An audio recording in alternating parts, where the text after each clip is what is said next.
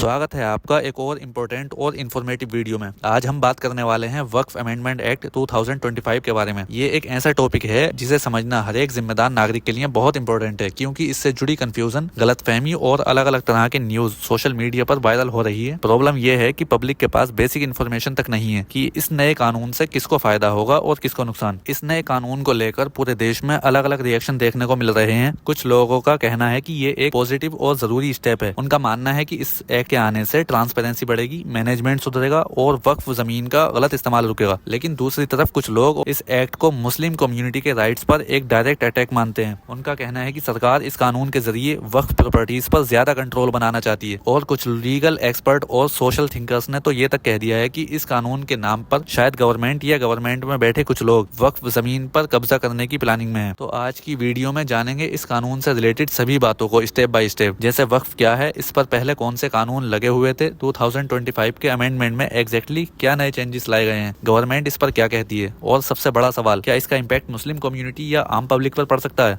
तो चलिए शुरू करते हैं आज की ये इंपॉर्टेंट वीडियो, जिसमें हम बात करेंगे बिना किसी बायस के और बिना किसी पॉलिटिकल एंगल के साथ और सिर्फ फैक्ट्स की। तो वीडियो को एंड तक जरूर देखना, क्योंकि ये सिर्फ एक कानूनी बदलाव नहीं है, ये बात है आपके संवैधानिक अधिकारों की और भारत के सेकुलर फ्यूचर की। सबसे पहला और बेसिक लेकिन सबसे इम्पोर्टेंट सवाल, वक्फ क्या है। दोस्तों, इस कंसेप्ट को समझने के लिए हमें थोड़ा सा इस्लामिक ट्रेडिशन और उसकी सोच को समझना पड़ेगा। सिंपल शब्दों में बोलें तो वक्फ एक इस्लामिक कंसेप्ट है जिसमें कोई भी इंसान, चाहे वो अमीर आदमी हो, कोई गरीब आदमी हो या बिजनेस ओनर हो, अपनी प्रॉपर्टी जैसे जमीन, पैसा, बिल्डिंग या कोई कीमती एसेट अल्लाह के नाम पर दान कर सकता है। ये दान पब्लिक वेलफेयर यानी सामाजिक भलाई के लिए डेडिकेट होता है। चलिए इसको थोड़ा और क्लियर करते हैं। वक्फ प्रॉपर्टी का यूज कई तरह के रिलीजियस और सोशल पर्पस के लिए किया जा सकता है, जैसे मस्जिद बनाने या कब्रिस्तान बनाने के लिए, स्कूल या मदरसा चलाने के लिए, अनाथालय यानी यतीम खाना बनाने के लिए, हॉस्पिटल बनाकर समाज सेवा के लिए, या फिर दुकान, जमीन या बिल्डिंग्स को किराए पर देकर उस पैसे को सामाजिक सेवा में लगाने के लिए इस्तेमाल किया जाता है। ये एक तरह का परमानेंट डोनेशन है जो किसी एक व्यक्ति या फैमिली के नाम नहीं हो सकता, बल्कि कम्युनिटी के बेनिफिट के लिए यूज होता है और हमेशा होता रहेगा। यहाँ एक बहुत ही इंपॉर्टेंट पॉइंट ये है कि वक्फ प्रॉपर्टी ना बेची जा सकती है, ना ट्रांसफर की जा सकती है और ना ही उसका प्राइवेट यूज हो सकता है। जब कोई प्रॉपर्टी एक बार वक्फ हो जाती है तो वो हमेशा के लिए लोगों की भलाई के लिए डेडिकेट हो जाती है। उसका मालिक कोई नहीं बन सकता, ना ही उसे वापस लिया जा सकता है। अब अगला लॉजिकल सवाल ये उठता है कि इतनी सारी वक्फ प्रॉपर्टीज को मैनेज कौन करता है, कौन इंश्योर करता है कि इस प्रॉपर्टी को मिसयूज ना हो। उसका जवाब है वक्फ बोर्ड। हर एक स्टेट में एक वक्फ बोर्ड होता है जो वक्फ प्रॉपर्टीज का रिकॉर्ड रखता है, उनका मेंटेनेंस रखता है और इंश्योर करता है कि उसका यूज वैसे ही किया जाए जिसके लिए वो वक्फ की गई थी। अगर कोई बिल्डिंग या जमीन किराए पर दी जा रही है तो उससे आने वाले पैसा भी स्कूल, मदरसा, अनाथालय, हॉस्पिटल या रिलीजियस इंस्टीट्यूशन जैसे कामों में लगाया जाता है। यानी वक्फ बोर्ड एक तरह से ट्रस्टी की तरह काम करता है, जिसका काम होता है कि डोनेटेड प्रॉपर्टी का सही इस्तेमाल हो और उसका मिसयूज ना हो। इसी सिस्टम को रेगुलेट करने के लिए और कई लोगों के कहने के मुताबिक शायद अपना कंट्रोल बढ़ाने के लिए नए कानून लाए गए हैं। नए कानून से पहले हम पुराना कानून वक्फ एक्ट 1995 क्या था थोड़ा उसको समझ लेते हैं। वक्फ प्रॉपर्टीज का कंसेप्ट तो इंडिया में काफी टाइम पुराना है, लेकिन उस वक्त उन्हें मैनेज करने का प्रॉपर सिस्टम नहीं था। सोचिए, इतनी सारी वक्फ प्रॉपर्टीज अल्लाह के नाम पर दान की गई थी, उनका कोई प्रॉपर रिकॉर्ड नहीं था, ना ही उनका प्रोटेक्शन का कोई क्लियर मैकेनिज्म था। कई जगह लोग वक्फ प्रॉपर्टीज पर इलीगल कब्जा कर लेते थे। कहीं कहीं पर लोग बिना परमिशन के वक्फ की जमीन पर बिल्डिंग्स बना लेते थे या उसका कमर्शियल यूज करते थे, और डिस्प्यूट भी हमेशा होते ही रहते थे। ऐसे में कंफ्यूजन बढ़ता गया और कम्युनिटी को नुकसान पहुंचता रहा। 1995 की गवर्नमेंट ने डिसाइड किया कि एक प्रॉपर और डिटेल कानून बनाया जाए जिसमें क्लियरली डिफाइन किया हो वक्फ प्रॉपर्टीज कौन डिक्लेयर करेगा, उनका मैनेजमेंट कैसा होगा, उनकी प्रोटेक्शन के लिए क्या सिस्टम होगा और डिस्प्यूट सोल्व करने के लिए क्या प्रोसेस होगा। और इसी वजह से 1995 में एक स्पेशल एक्ट पास किया गया, 1995 वक्फ एक्ट। ये एक्ट 3 बेसिक पर्पस के लिए बनाया गया था। पहला, वक्फ प्रॉपर्टीज को प्रोटेक्ट करना ताकि उन पर इलीगल कब्जा ना हो, मतलब मिसयूज ना हो सके। दूसरा, उनका मैनेजमेंट सिस्टम स्टेब्लिश करना, जैसे कि वक्फ बोर्ड बनाना, रिकॉर्ड मेंटेन करना, रजिस्ट्री करना वगैरह। तीसरा, इंश्योर करना कि उनका यूज वैसा ही किया जाए जैसा दान करने वाले की नीयत थी, यानी पब्लिक वेलफेयर के लिए। जब वक्फ एक्ट 1995 बनाया गया तो उसमें क्या क्या इंपॉर्टेंट रूल्स बनाए गए थे। सबसे पहला तो गवर्नमेंट ने ये रूल बनाया कि हर स्टेट में एक स्टेट वक्फ बोर्ड बनेगा। वक्फ बोर्ड एक गवर्नमेंट बॉडी है, लेकिन इसका काम सिर्फ और सिर्फ वक्फ प्रॉपर्टीज का रिकॉर्ड मेंटेन करना, इंस्पेक्शन करना, इलीगल कब्जे से बचाना, इनकम का प्रॉपर यूज करना था। लेकिन यहाँ एक सवाल ये उठता है, अगर वक्फ बोर्ड ही वीक हो या करप्ट हो जाए तो क्या वक्फ प्रॉपर्टीज का बचाव हो पाएगा? और ये सवाल सिर्फ हाइपोथेटिकल नहीं है, काफी जगहों पर ये ग्राउंड रियलिटी भी बन चुकी थी। दूसरा बड़ा रूल ये था कि जितनी भी वक्फ प्रॉपर्टीज हैं उनकी रजिस्ट्री कंपलसरी बनाई गई। रजिस्ट्री का मतलब हर प्रॉपर्टी का ऑफिशियल रिकॉर्ड बनेगा, उसका एड्रेस, साइज और उसका पर्पस क्या है, कौन इसका केयरटेकर है, उसका नाम भी लिखा जाएगा, कब से प्रॉपर्टी वक्फ की हुई है, सब कुछ डॉक्यूमेंट में होगा। इस तरह वक्फ प्रॉपर्टीज के लिए इससे फायदा ये हुआ, अगर कभी कोई इलीगल कब्जा करेगा तो वक्फ बोर्ड या कोर्ट के पास सॉलिड प्रूफ होता है कि हाँ ये प्रॉपर्टी वक्फ प्रॉपर्टी है। ये रिकॉर्ड वक्फ प्रॉपर्टीज के लीगल प्रोटेक्शन के लिए बैकबोन बन गया। एक और स्ट्रॉन्ग प्रोविजन ये था, अगर कोई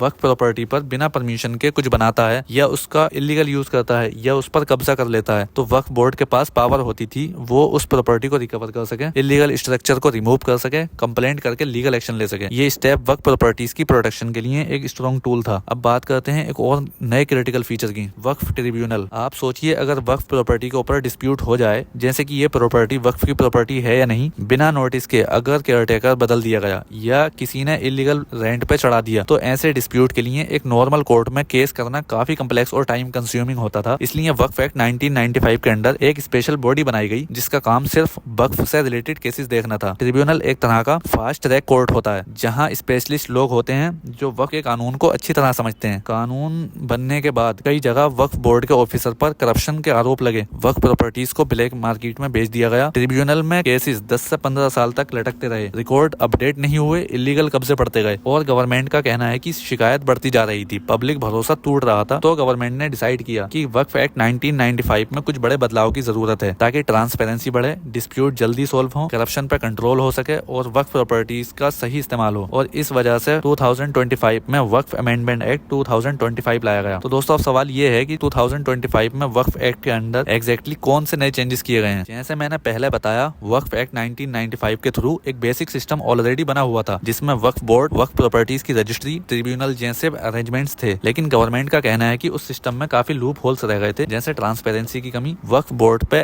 करप्शन के एलिगेशन, डिस्प्यूट के केसेस 10 से 15 साल तक कोर्ट में लटकते रहना, इलीगल कब्जे का बढ़ जाना। तो इन सब प्रॉब्लम्स को सोल्व करने के लिए गवर्नमेंट ने 2025 में अमेंडमेंट पास किया जिसमें कई नए प्रोविजन ऐड किए गए। पहले हर स्टेट में अपना स्टेट वक्फ ट्रिब्यूनल होता था जो सिर्फ वक्फ रिलेटेड डिस्प्यूट को डील करता था। 2025 के अमेंडमेंट के बाद एक सेंट्रल वक्फ ट्रिब्यूनल का कंसेप्ट लाया गया, मतलब अब नेशनल लेवल का एक ट्रिब्यूनल बनाया जा रहा है जो वक्फ से रिलेटेड केसेस में फाइनल डिसीजन लेगा। अब अगर किसी को ट्रिब्यूनल के डिसीजन से प्रॉब्लम है तो वो डायरेक्ट हाई कोर्ट या सुप्रीम कोर्ट जा सकता है, बीच में लोअर कोर्ट का ऑप्शन नहीं होगा। गवर्नमेंट का कहना है कि इससे डिस्प्यूट जल्दी सोल्व होंगे और डिसीजन यूनिफॉर्म होंगे। एक और बड़ा बदलाव ये हुआ है कि सेंट्रल और स्टेट गवर्नमेंट को ये अधिकार मिल गया है कि जब वो चाहे वक्फ प्रॉपर्टीज का सर्वे करा सकती है। सर्वे का मतलब कितनी जमीन है, लीगल डॉक्यूमेंट्स की वेरिफिकेशन, इस वक्फ प्रॉपर्टीज को कौन इस्तेमाल कर रहा है और किस तरह से इसका इस्तेमाल किया जा रहा है। नए अमेंडमेंट में एक और इम्पोर्टेंट क्लॉज ये जोड़ा है कि अगर किसी ने वक्फ की जमीन पर इलीगल कब्जा किया हुआ है तो अब वक्फ बोर्ड बिना कोर्ट के नोटिस के उस कब्जे को हटा सकता है। पहले वक्फ बोर्ड को कोर्ट का सहारा लेना पड़ता था जो टाइम कंज्यूमिंग प्रोसेस होता था, अब डायरेक्ट एक्शन लिया जा सकता है जिसकी वजह से कब्जे को हटाने का प्रोसेस फास्ट हो गया है। वक्फ प्रॉपर्टी के बारे में एक बेसिक रूल ये भी था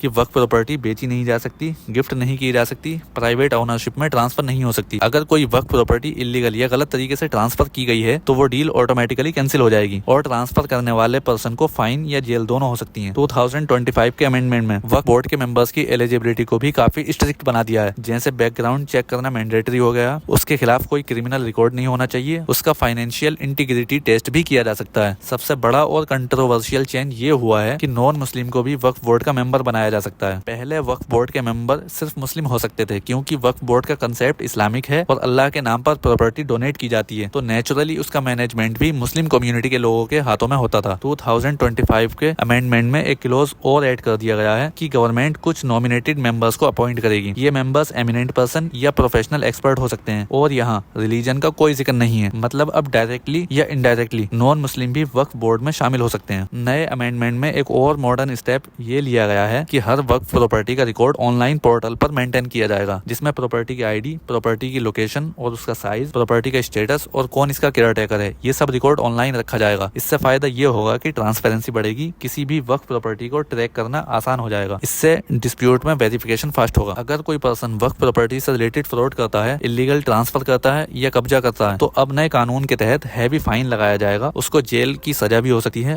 वक्फ ट्रिब्यूनल से डायरेक्ट एक्शन लिया जा सकता है। ये सारे प्रोविजन गवर्नमेंट के हिसाब से ट्रांसपेरेंसी, स्पीडी और अकाउंटेबिलिटी लाने के लिए लाए गए हैं। लेकिन क्रिटिकल वॉइसेस अब ये सवाल उठा रहे हैं, वक्फ अमेंडमेंट एक्ट 2025 के बाद क्या सच में वक्फ प्रॉपर्टीज का सिस्टम बेटर होगा या इसके पीछे कोई हिडन एजेंडा हो सकता है, जैसे सेंट्रल या स्टेट गवर्नमेंट को बिना वक्फ बोर्ड की परमिशन के सर्वे का राइट मिल गया है। तो क्या इससे ट्रांसपेरेंसी बढ़ेगी या इंटरफेरेंस बढ़ेगा? अगर किसी एरिया में कोई कंट्रोवर्शियल प्रॉपर्टी है तो क्या गवर्नमेंट डायरेक्ट एक्शन लेकर उस पर कब्जा कर सकती है? जब गवर्नमेंट अपने नॉमिनेटेड एक्सपर्ट को बोर्ड में भेजने लगी है तो क्या ये एक्सपर्ट ईमानदारी से कम्युनिटी के लिए काम करेंगे या फिर ये लोग गवर्नमेंट के पॉलिटिकल इंटरेस्ट को प्रमोट करेंगे? जबकि वक्फ एक इस्लामिक कंसेप्ट है तो बोर्ड में अगर नॉन मुस्लिम इंक्लूड किए जाते हैं तो क्या इसी लॉजिक से हिंदू मंदिर बोर्ड, सिख गुरुद्वारा कमेटीज या चर्च के ट्रस्ट में दूसरी कम्युनिटीज के लोगों को लाया जाएगा तो क्या वो कम्युनिटी भी एक्सेप्ट करेंगी? जब गवर्नमेंट के पास डायरेक्ट सर्वे और रिमूवल का पावर है तो क्या वक्फ की जमीन को गवर्नमेंट अपने फायदे के लिए इस्तेमाल कर सकती है? आपको क्या लगता है, क्या लोगों द्वारा उठाए गए सभी सवाल ठीक हैं या गलत हैं? कमेंट करके जरूर बताना। मिलते हैं अगले वीडियो में एक नए टॉपिक के साथ, तब तक के लिए शुक्रिया दोस्तों।